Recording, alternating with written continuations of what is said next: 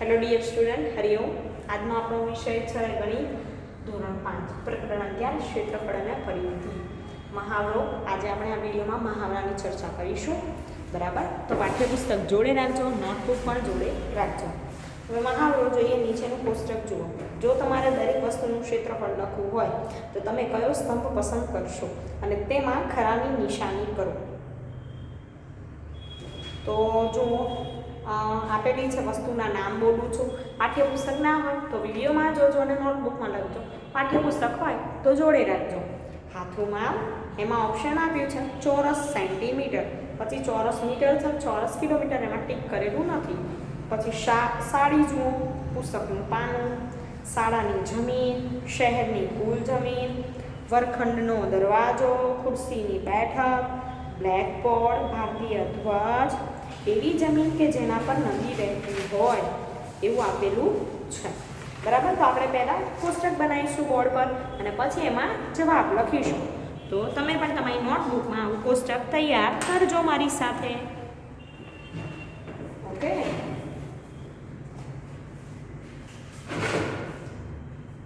હવે આપણે જાણીએ કે ક્ષેત્રફળના એકમો અલગ અલગ છે. એમાં વસ્તુ પ્રમાણે આપણે અલગ અલગ એકમ લેવાના હોય તો અહીંયા એ જ વાત છે. તો પહેલાં આપણે લખીશું વસ્તુનું નામ,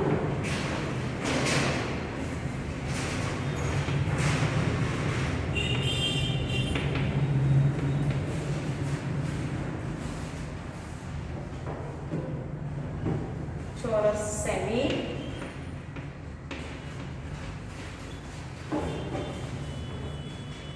ચોરસ મીટર, ચોરસ કિલોમીટર,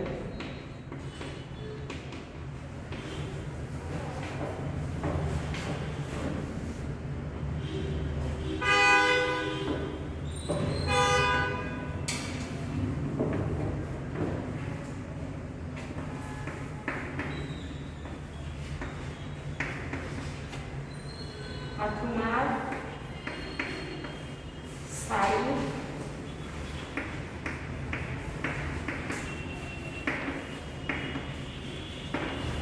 પુસ્તકનું પાનું,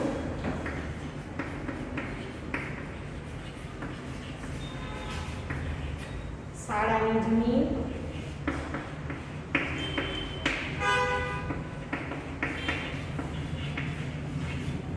શહેરની કુલ જમીન, વર્ગખંડનો દરવાજો,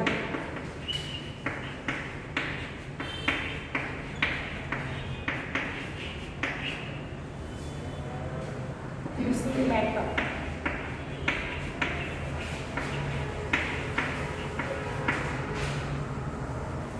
બ્લેકબોર્ડ,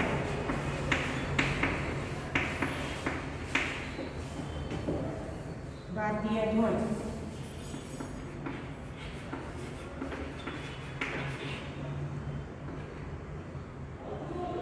એવી જમીન કે જેના પર નદી વહેતી હોય.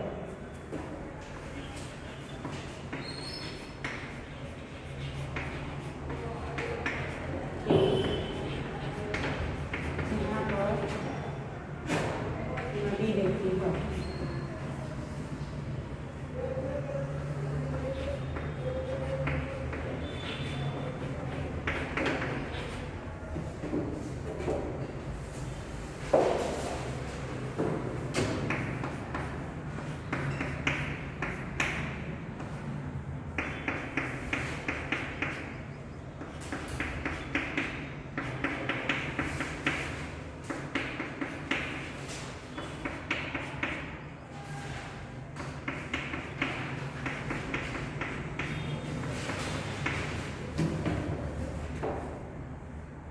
હવે આપણે જોઈએ.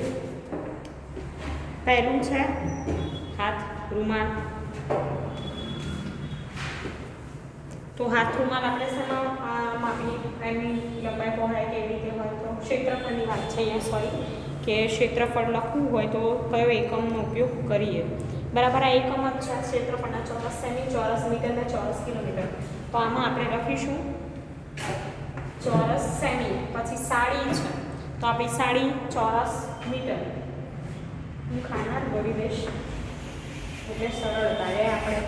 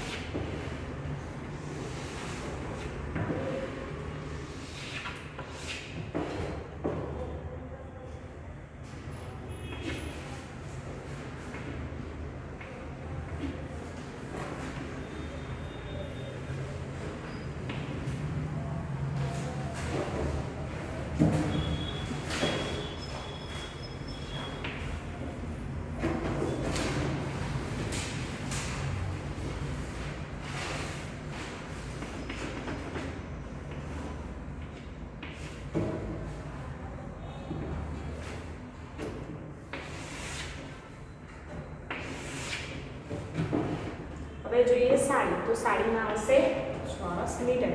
પુસ્તકનું પાન છે તો પુસ્તકના પાનામાં આવશે ચોરસ સેમી.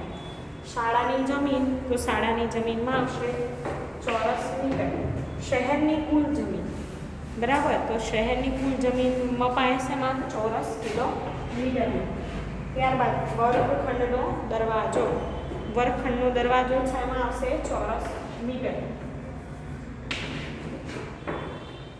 ખુરશીની બેઠક. ખુરશીની બેઠકનું માપ શેમાં મપાય? આપણે માપીએ ક્ષેત્રફળ તો ચોરસ સેમી. બ્લેકબોર્ડ છે આપણું તો બ્લેકબોર્ડ ચોરસ મીટરમાં. ભારતીય ધ્વજ ચોરસ સેન્ટીમીટર. અને એવી નદી કે જેના એવી જમીન કે જેના પર નદી વહેતી હોય ચોરસ કિલોમીટર.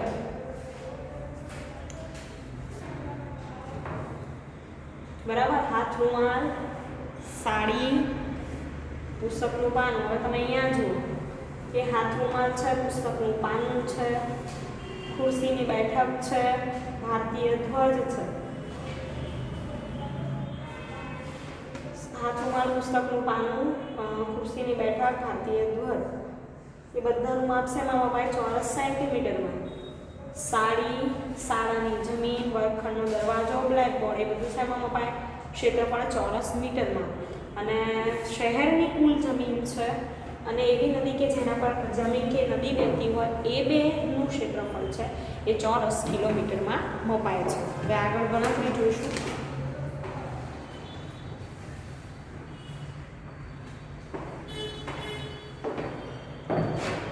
પ્રશ્ન 2. 9 ચોરસ સેમીનો એક ચોરસ બનાવો, તેના પર એ લખો. અને પહેલા ચોરસની બાજુના માપ કરતાં બમણું માપ હોય તેવો બીજો ચોરસ બનાવો, તેના પર બી લખો. 9 ચોરસ સેમીનો કીધો છે એક ચોરસ.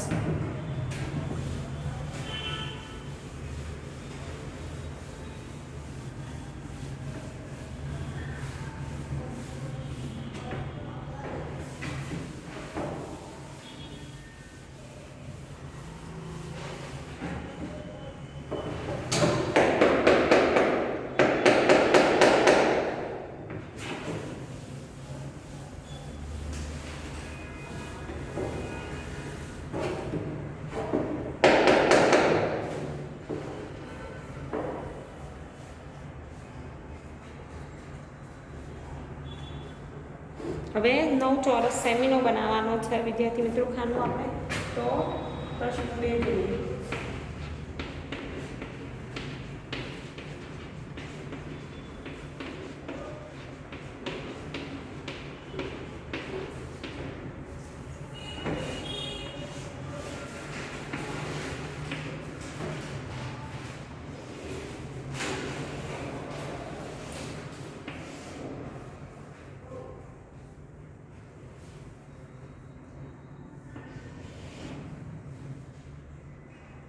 હવે તમે ગણો કે 9 ચોરસ સેમી થાય. 1 2 ને 3, 1 2 ને 3, લંબાઈ 3, પહોળાઈ 3, 3 ગુણ્યા 3 કરો એટલે કેટલા થશે?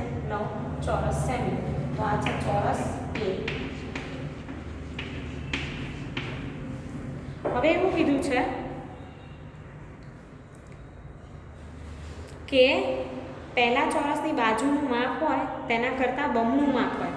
હવે તમે એ બાજુનું માપ જુઓ કેટલું છે?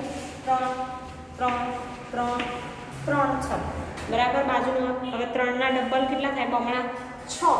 તો આપણે બીજો એક ચોરસ બનાવીએ.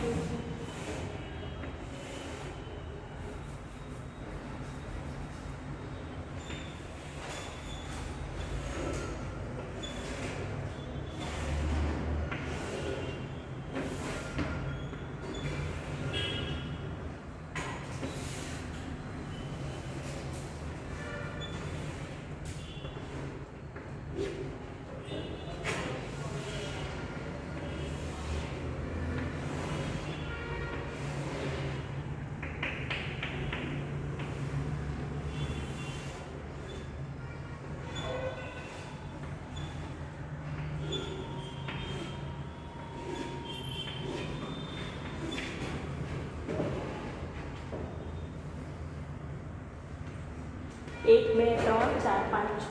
1 2 3 4 5 6 અને એને 5 છે ચોરસ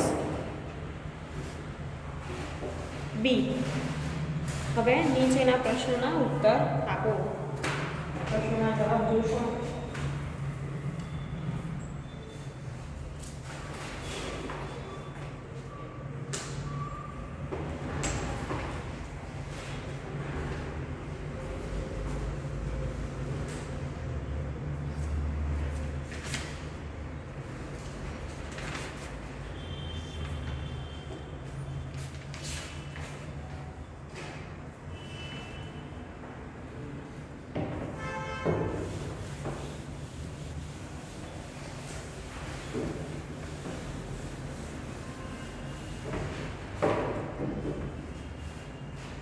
ચોરસ એની પરિમિતિ બરાબર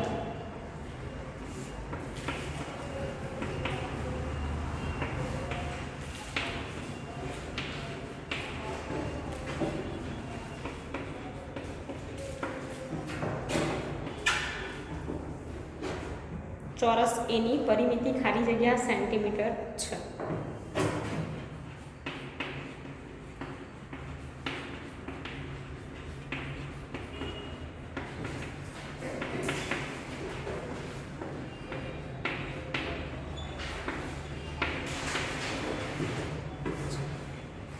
હવે જુઓ ચોરસ એની પરિમિતિ. હવે ચોરસ એ જુઓ એમાં બધી બાજુના માપ કેટલા છે? 3. આપણે ગણીએ ચોરસ એની પરિમિતિ બરાબર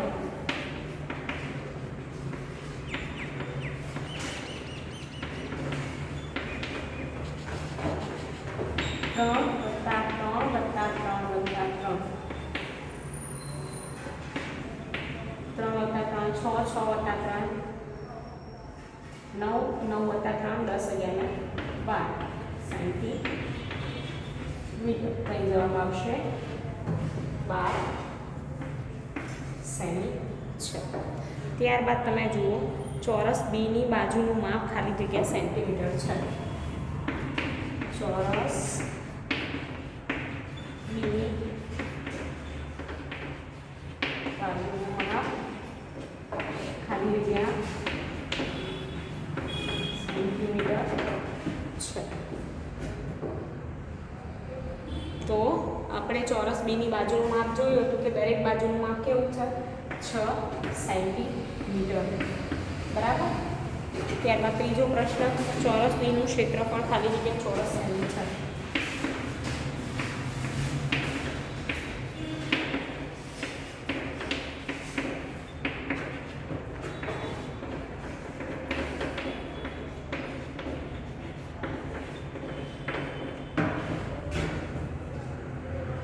તો હવે ચોરસ બીનું ક્ષેત્રફળ શોધીએ. ક્ષેત્રફળ બરાબર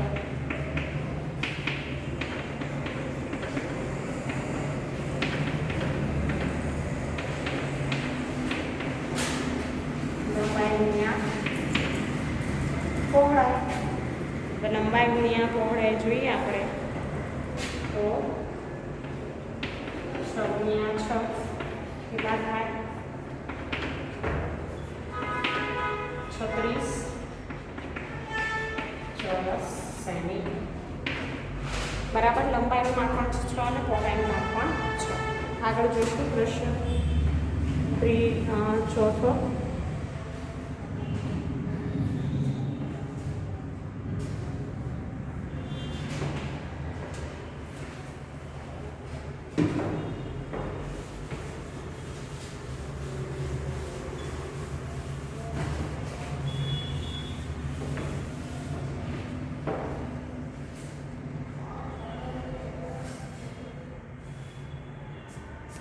ચોરસ બીનું ક્ષેત્રફળ ચોરસ એના ક્ષેત્રફળ કરતાં ખાલી જગ્યા ગણું છે.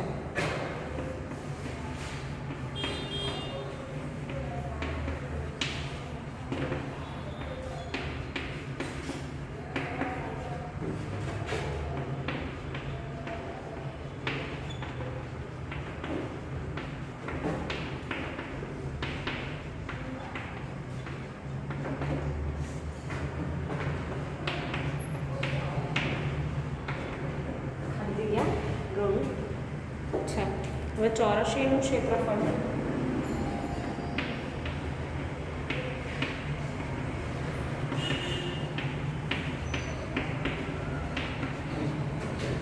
બરાબર લંબાઈ ગુણ્યા લંબાઈ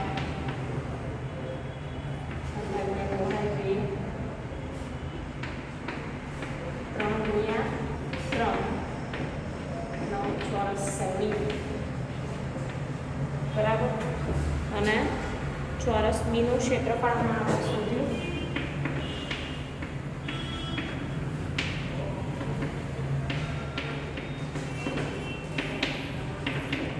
બરાબર.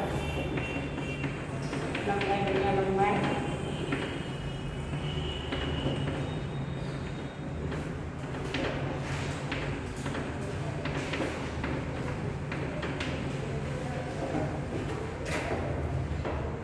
હવે ચોરસ બીનું ક્ષેત્રફળ બરાબર તમે જોઈને જ સમજી જાઓ કે કેટલું છે.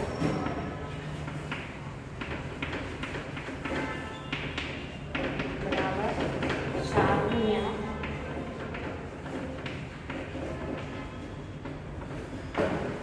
એનું ક્ષેત્રફળ કેટલા ગણું છે? 4 ગણું. પાંચમું જોઈશું ચોરસ બીની પરિમિતિ ખાલી જગ્યા સેન્ટીમીટર છે. બરાબર.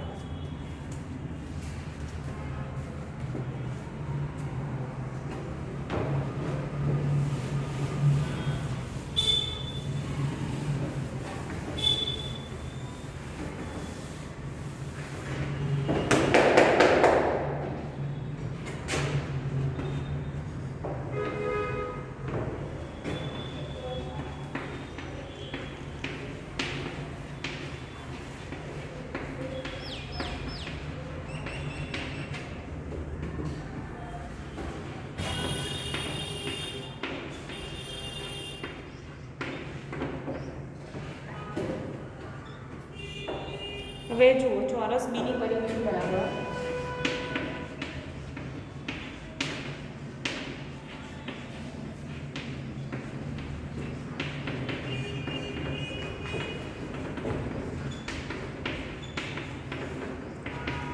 છ વત્તા 6 દુ 12 વત્તા 6 આગળ ગણોના 12 કેટલા થશે? 24 સેમી. ચોરસ બીની પરિમિતિ. છઠ્ઠો પ્રશ્ન જોઈશું કે ચોરસ બીની પરિમિતિ એ ચોરસ એની પરિમિતિ કરતાં કેટલા ગણી છે. હવે ચોરસ એની પરિમિતિ અને ચોરસ બીની પરિમિતિ જોઈએ આપણે.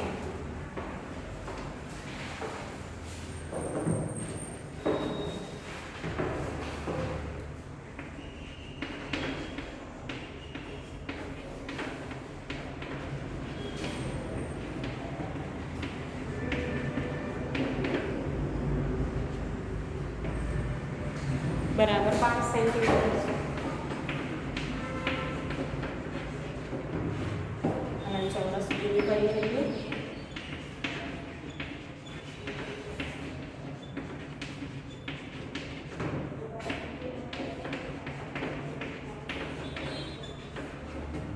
24 સેન્ટીમીટર છે. હવે ચોરસ બીની પરિમિતિ બરાબર